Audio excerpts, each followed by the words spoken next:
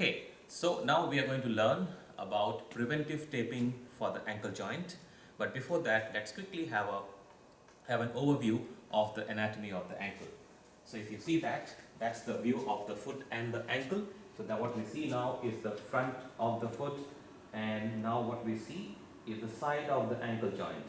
All right, that muscle there is peroneus tertius, and that muscle below is peroneus brevis. So these are the two tendons that traverse through the outer side of the ankle joint or the lateral side of the ankle joint. All right, and then let's look at let's take out the muscular system and just look at the ankle motis in terms of the skeletal structure. So that's the calcaneus, that's the lower end of the fibula, that's the lower end of the tibia. That little bone like a puppy dog is talus.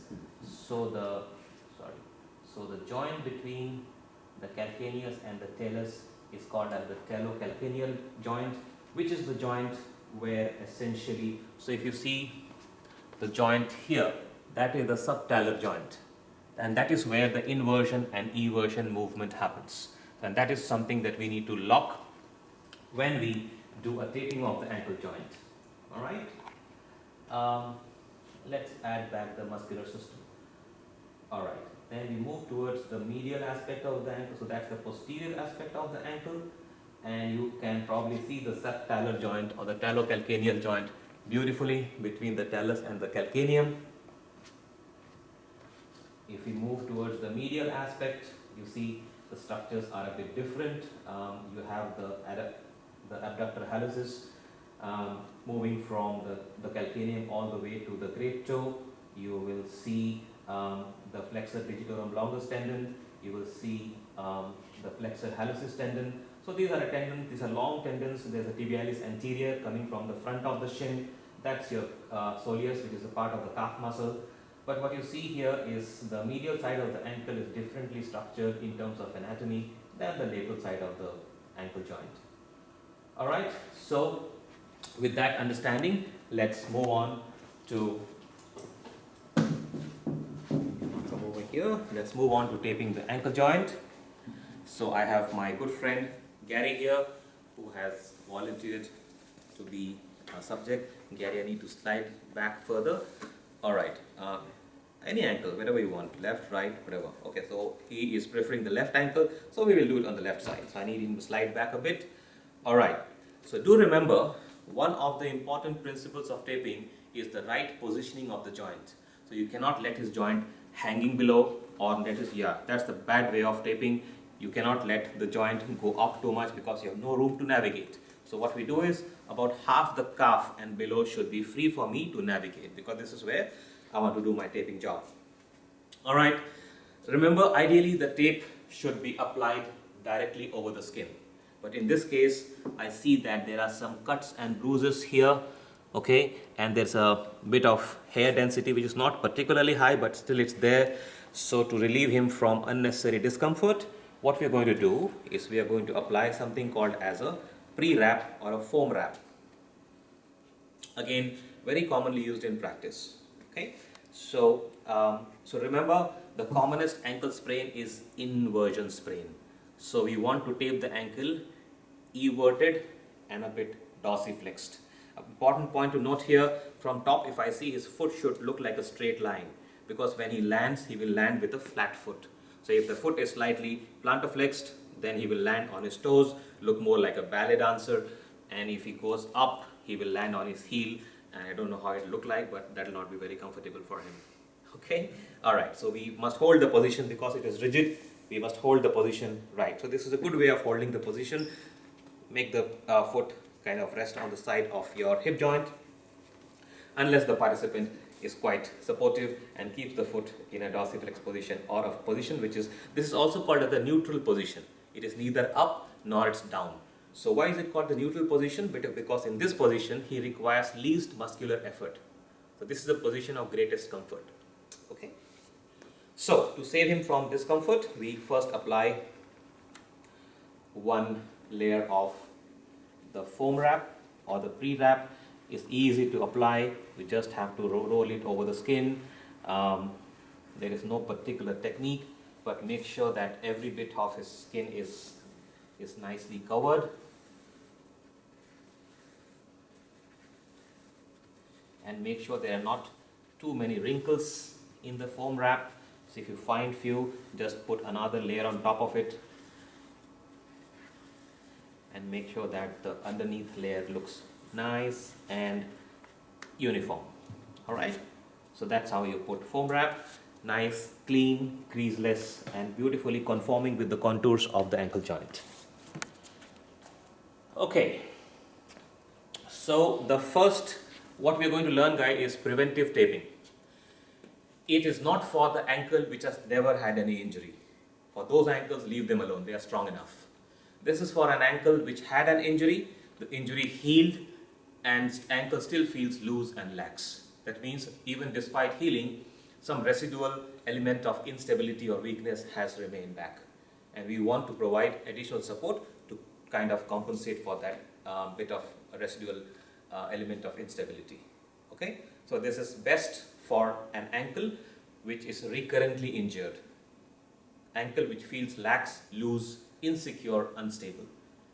Okay, never use adhesive tape after a fresh injury because the swelling is coming up and this will not accommodate for that. Okay, all right. There are many ways of doing preventive taping. We will learn a few of them, but the easiest way and the quickest way is the minimalistic preventive taping. All that we do is we just put a figure of 8. So we start from somewhere around here. We follow the malleolus, the bony prominence, as our guiding anatomical point. We come down through the sole, and when you come through the sole, what you want to do is gently flatten it out, making sure there are no blisters there. All right, now you come up and you finish your first figure of 8 and you tear it off.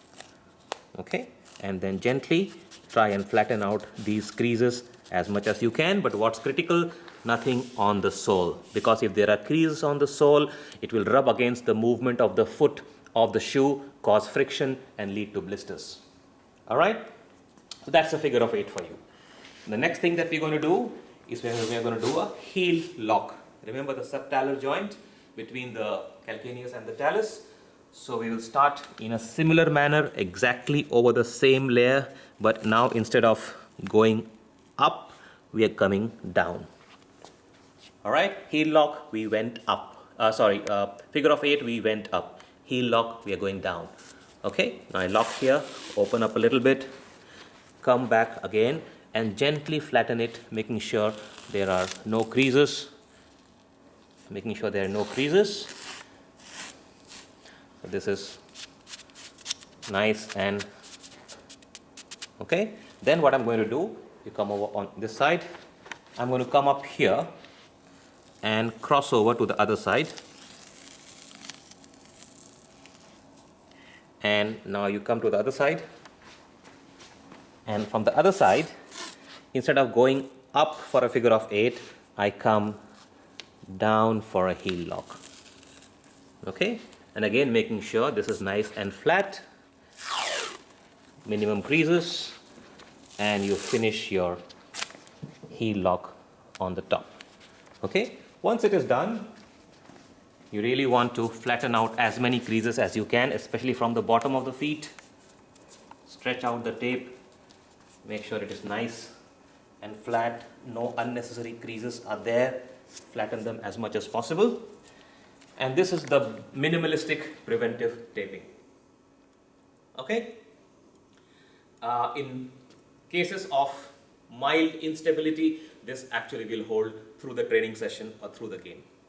If you want to do a bit more extra, what we want to do is just add that additional another layer of reinforcement here. So what I'm going to do, I'm going to add 3 horseshoes.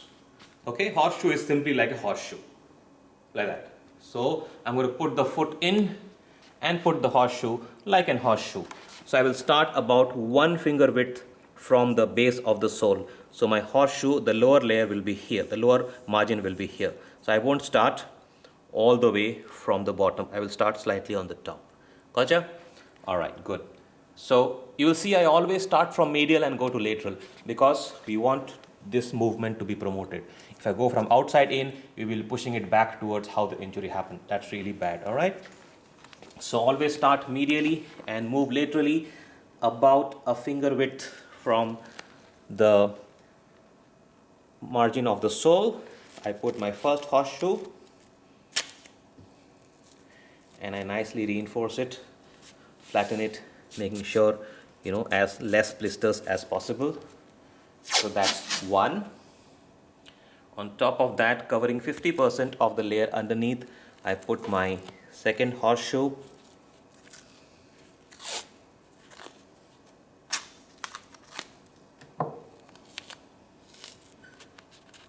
And lastly, maybe a third one because his foot size is kind of average, 8.5, 9? 7. 7 men. Okay. All right.